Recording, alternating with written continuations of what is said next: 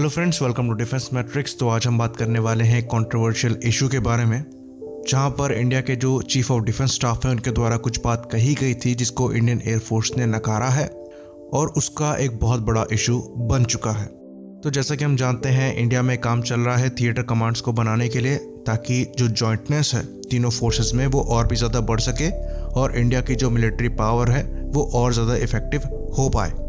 तो अभी तक जो चीज़ें हमें पता है वो ये है कि करीबन 4 थिएटर कमांड जो हैं वो बनाई जा रही हैं, जिनमें से जो 3 हैं उनको आर्मी के ऑफिसर्स हेड करेंगे और एक जो है उसको नेवी के ऑफिसर हेड करेंगे। और ये जो सारी थिएटर कमांड्स हैं वो जाकर रिपोर्ट करेंगी चीफ ऑफ डिफेंस स्टाफ को।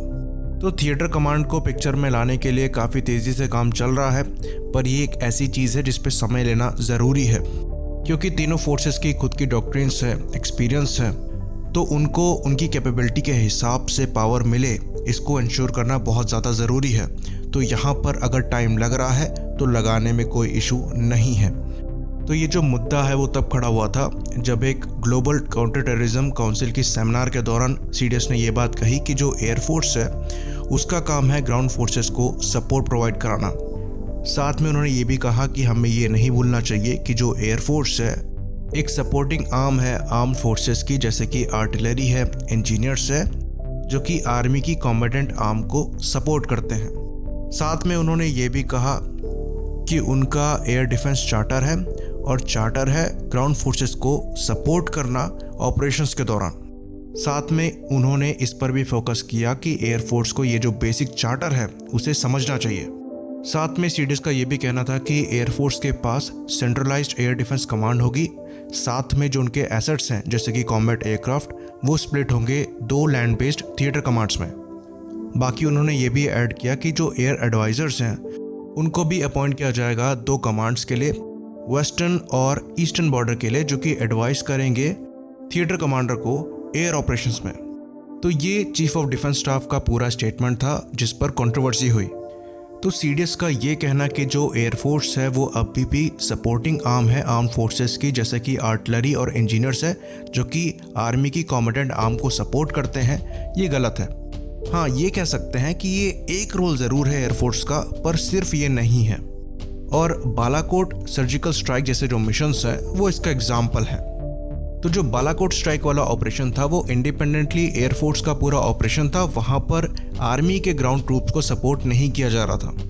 साथ में जो इंडियन एयरफोर्स है वो मैरीटाइम पेट्रोल वगैरह भी करती है और एंटी शिप रोल भी परफॉर्म कर सकती है, जैसे कि हम जानते हैं Su-30 MKIs में ब्रह्मोस को इंटीग्रेट किया गया है, जो कि एज अ फोर्स मल्टीप्लायर काम करता है एयरफोर्स की मैरीटाइम स्ट्राइक की कैपेबिलिटी में। तो आजकल के ऑपरेशंस में आर्मी कितनी सक्सेसफुल होने वाली है ये एयरफोर्स पर डिपेंड करता है, क्योंकि जिस तरह के स्टैंड ऑफ वेपन्स और प्रिसाइज वेपन्स आ गए हैं, ये इम्पॉर्टेंट ग्राउंड टारगेट्स को बड़ी आसानी से न्यूट्रलाइज कर सकते हैं। और अगर आजकल जिस तरह की वॉरफेयर चल रही है उसे कोई फॉलो करता है और वो थोड़ा भी एक्सपीरियंस मिडिल ईस्ट से उठाता है और अजरबैजान और अर्मीनिया की लड़ाई से उठाता है, तो पता लगेगा कि एयरफोर्स का रोल कितना ज़्यादा इम्पॉर्टेंट है और वो एक सपोर्ट आर्म से काफ़ी ज़्यादा है।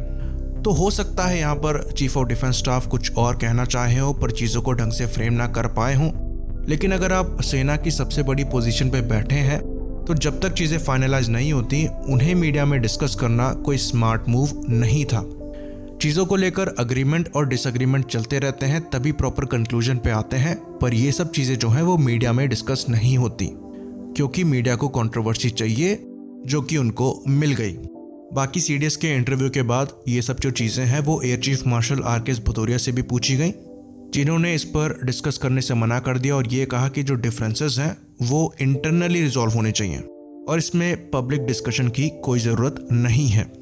बाकी उन्होंने ये चीज़ ज़रूर क्लियर करी कि जो एयरफोर्स है वो खाली एक सपोर्ट आर्म नहीं है और एक एयर ऑपरेशन को परफॉर्म करने के लिए कई तरह की प्लानिंग और एस्पेक्ट्स जाते हैं। साथ में उन्होंने ये भी क्लियर किया कि इस पर कोई डाउट नहीं है कि जो एयरफोर्स है वो इन थिएटर कमांड्स को इस्टेब्लिश करना चाहती है, पर वो ये चाहते हैं कि ये सही तरीके से हो। साथ में एयर चीफ द्वारा ये चीज़ भी कही गई कि जो तीनों सर्विसेज हैं उनकी खुद की डॉक्ट्रिन्स हैं, नॉलेज है, जिनको साथ लाकर एक सिनर्जाइज्ड रिजल्ट को निकालना है। तो एयर चीफ मार्शल द्वारा जो स्टेटमेंट दिया गया वो काफ़ी बैलेंस था और साथ में उन्होंने अपने आप को इस कंट्रोवर्सी से दूर रखने की कोशिश करी, जो कि एक सही तरीका था। बाकी सीडीएस के स्टेटमेंट के बाद एयरफोर्स में काफ़ी लोग ऑफेंड हो गए और काफ़ी ज़्यादा आर्टिकल्स जो हैं वो पब्लिश होना चालू हो गए डिफरेंट प्लेटफॉर्म्स में, जिसमें सीडीएस के जो स्टेटमेंट है उसको क्रिटिसाइज़ किया गया और काफ़ी स्ट्रांगली क्रिटिसाइज़ किया गया। तो ये बात हमें भी समझनी पड़ेगी कि ये एक ऐसा इशू है जिसे बहुत बड़ा इशू बनाना हमारे लिए सही नहीं है।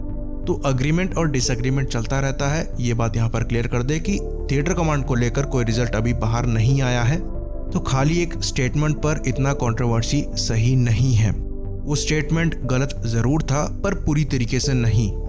बाकी हमारा जो ओपिनियन है वो ये है कि इस पर स्ट्रांगली तब बात करना सही रहेगा जब थिएटर कमांड को फाइनलाइज कर लिया जाएगा और वहाँ पर कुछ ऐसा लगेगा कि ये चीज़ें प्रॉपरली नहीं हुई हैं।